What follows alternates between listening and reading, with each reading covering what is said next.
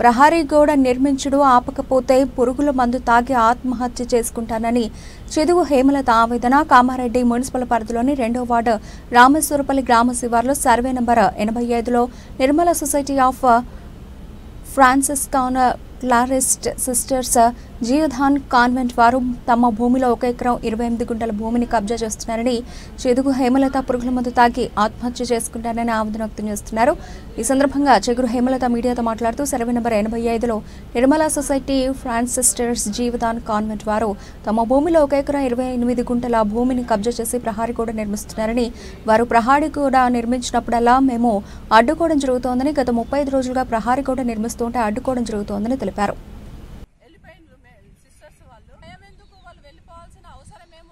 చేసుకోవాలి కదా, వాళ్ళు మాకు ఎలాంటి కంప్లైంట్ కూడా లేదు, మేము చేసుకోమన్నారు, మేము చేసుకుంటున్నాం అన్నట్టు మాట్లాడింది మేడం గారు. అలాగానే ఇక్కడ నుంచి వెళ్ళిపోవడం జరిగింది మేడం. వాళ్ళ వర్కర్లను కూడా తీసుకొని వెళ్ళిపోయింది మేడం.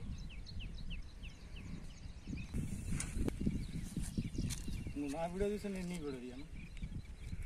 ఇంత భయమా రోజు సార్ మేము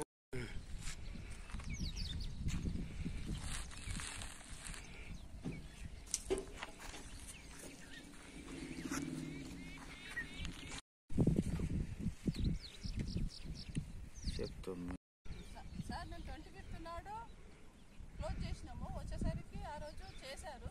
ఆ రోజు మేము ఆపేస్తే మళ్ళీ ఈరోజు మార్నింగ్ నుంచి 6 o'clock నుంచి గారు వాళ్ళకు నోటీసు జారీ చేయడం, మీరు 21st నాడు నోటీస్ జారీ చేయడం జరిగింది. ఎలాంటి వర్క్ చేయొద్దు, డిస్మెంటల్ కోసం నోటీస్ పంపించడం జరిగింది. ఇది కలెక్టర్ పేజీకి కూడా పంపించడం జరిగింది. ఆర్డీఓ కూడా చెప్పడం జరిగింది. అయినా కానీ వీళ్ళు దౌర్జన్యంగా ఇక్కడ వర్క్ చేస్తున్నారన్న ఏమన్నంటే మాకు ఎలాంటి నేను చెదుగు హేమలతను రామేశ్వరపల్లిలో 3 ఎకరాల 28 గుంటలు నాకు ప్లేస్ కలదు సార్. ఆ ప్లేస్లో నుండి జీవదాన్ ట్రస్ట్ వాళ్ళు 1 ఎకరం 28 గుంటలు కబ్జా చేయడం జరిగింది సార్. కబ్జా చేసి వాళ్ళు మా మొత్తం సరౌండింగ్ మొత్తం కాంపౌండ్ వాళ్ళు వేయడం జరిగింది సార్. చివరగా మా ల్యాండ్లో కాంపౌండ్ వేస్తుంటే ఇప్పుడు గత నెల రోజులుగా 35 రోజులుగా మేము పోరాడుతున్నాం సార్. ఎప్పుడు వచ్చినా కానీ దౌర్జన్యంగా పనిచేస్తున్నారు సార్. ఇక్కడ వర్కర్లు 40 మంది వర్కర్లతో ఇక్కడ చేయిస్తున్నారు సార్. డామినేటెడ్గా ఉన్నారు. ఏదంటే మాకు ఏమీ ఆర్డర్స్ లేవు, మాకు ఏమీ ప్రాబ్లం లేదు అన్నట్టు మాట్లాడుతున్నారు సార్ మేడమ్స్. జీవదాన్ వాళ్ళు ఎంతకైనా తెగించి మా సైడు గోడలు రాత్రి పగలు వేయడానికి సిద్ధంగా ఉన్నారు సార్.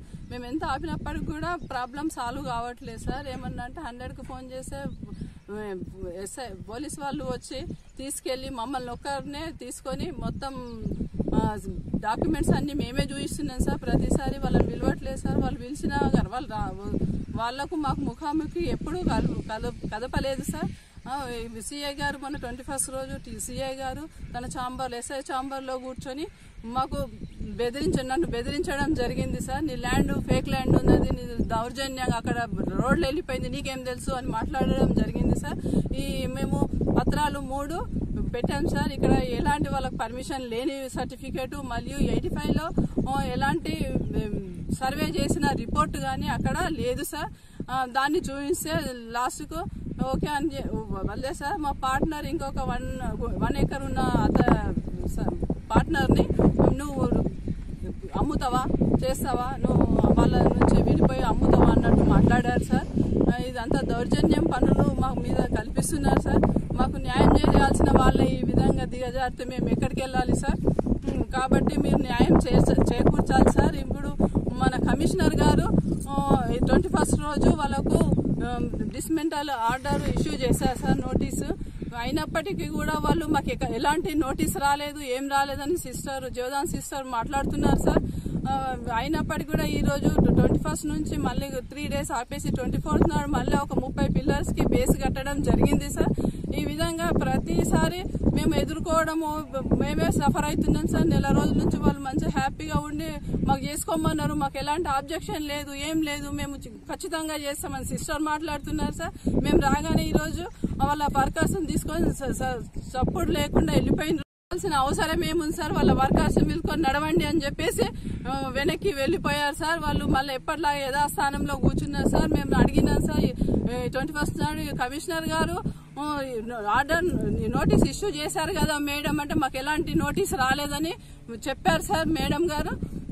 ఈ విధంగా దౌర్జన్యం చర్యలు వాళ్ళు కాయకుంటే మనకు 30 జిల్లా ఆర్డీఓ గారు, జిల్లా కలెక్టర్ సార్ గారు మరియు సర్వే ఏడీ గారు, ఎస్పీ గారు మాకు చొరవ తీసుకొని మాకు న్యాయం చేర్చాలి సార్. లేకపోతే నేను ఈ మందు బాటిల్ తీసుకొని ఎక్కడైనా తాగడానికి సిద్ధంగా ఉన్నాను సార్. ఇది పురుగుల మందు తీసుకున్నా సార్. నేను ఈ నా ల్యాండ్ పోయిందంటే నేను ఖచ్చితంగా ప్రాణత్యాగం చేయడానికి సిద్ధంగా ఉన్నాను సార్. నేను మీరు అర్థం చేసుకొని నాకు న్యాయం చేర్చాలని మరొకసారి కలెక్టర్ గారికి, ఆర్డీఓ గారికి, ఏడీ గారికి, సర్వే ఏడీ గారికి, ఎస్పీ గారికి విన్నవించుకుంటున్నాను సార్. దయచేసి నాకు న్యాయం చేర్చండి సార్.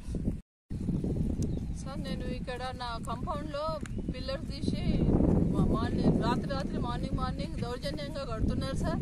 నేను ఎంత ఆపినా కానీ ఆగట్లేదు సార్. ఇక్కడ పోలీసు వాళ్ళదైనా సరే ఎవరైనా మమ్మల్ని ఆపట్లేదు సార్ వాళ్ళ కన్స్ట్రక్షన్ ని. నేను ఇది ల్యాండ్ మాత్రం నాకు రాకపోతే, నాకు చూపించకపోతే మాత్రం నేను ఈ పురుగుల మందు తాగి ఖచ్చితంగా ఇక్కడ ఆత్మహత్య చేసుకుంటాను సార్. నేను నిరాహార దీక్ష ఇక్కడే చేస్తాను సార్. ఏదైనప్పటికీ కూడా నేను కన్స్ట్రక్షన్ కానీ సార్ ఖచ్చితంగా నాకు న్యాయం చేయాలి సార్. అందరూ భూమి నాకు దక్కకపోతే కంపల్సరీ నేను ఇక్కడ సూసైడ్ చేసుకోవడానికి సిద్ధంగా ఉన్నా సార్. నేను కష్టార్జితం నేను కొనుక్కున్నా సార్. ఇది నా బంది వచ్చినా నేను సూసైడ్ చేసుకోవడానికి సిద్ధంగా ఉన్నా సార్. కాకపోతే మీరు మొత్తం అనేసి అధికారులందరూ నాకు సహకరించి ఈ ల్యాండ్ నా ల్యాండ్ నాకు వచ్చే విధంగా అని ప్రార్థిస్తున్నాను సార్. నా మనవి చెప్పుకుంటున్నాను సార్. నా విన్నపం సార్.